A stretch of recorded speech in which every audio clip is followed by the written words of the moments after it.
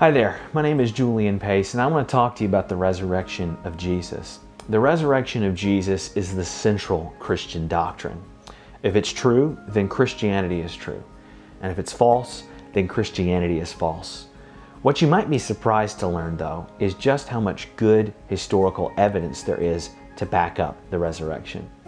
First of all, we can be confident that Jesus existed historically and that he died on a cross.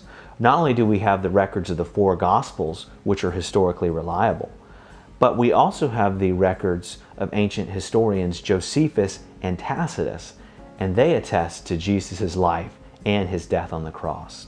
Second, we can be confident that Jesus was given an honorable burial by Joseph of Arimathea in a tomb. Why can we be confident of this?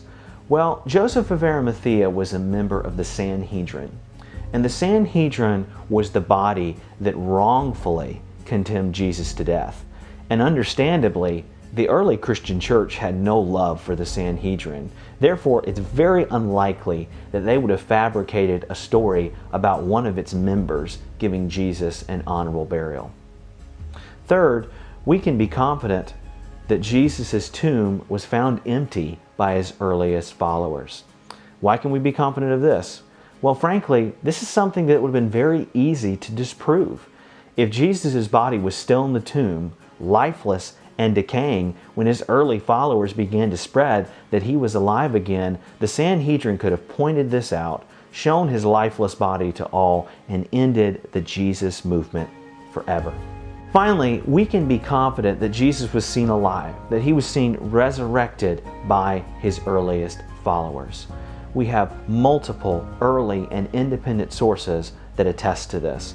Not only do we have the very early source of 1 Corinthians chapter 15, which tells us that 500 people saw Jesus, but we also have sources that tell us people like James and Paul saw Jesus. And this is interesting because previously they were very skeptical about Jesus' ministry. They only became believers whenever they saw him risen again.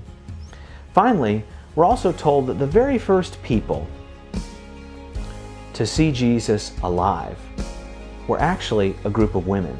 Now, why is this intriguing? Why is this interesting? Well, during Jesus' day, women were not seen as reliable witnesses to any event. And so, frankly, this is not a story that the early Christian church would have been likely to fabricate. If they had wanted to fabricate a story to make the resurrection seem more credible, they would have said that one of the apostles or one of Jesus' enemies had seen him alive first. Therefore, we can conclude that this story of women being the first people to see Jesus alive is very likely true. Now, some people will try and chalk the resurrection up to just a string of hallucinations, but we've got to remember this, and it's very important. Hallucinations are an individual phenomenon, not a group phenomenon. And we know from early historical sources that people saw Jesus alive in groups. Sometimes people will have hallucinations, but groups don't have hallucinations. So I hope you've become convinced, like I have, that the resurrection of Jesus really took place. But if you still have more questions, be sure to visit my website at www.risensaviormen.org. That's www.risensaviormen.org. Thank you so much.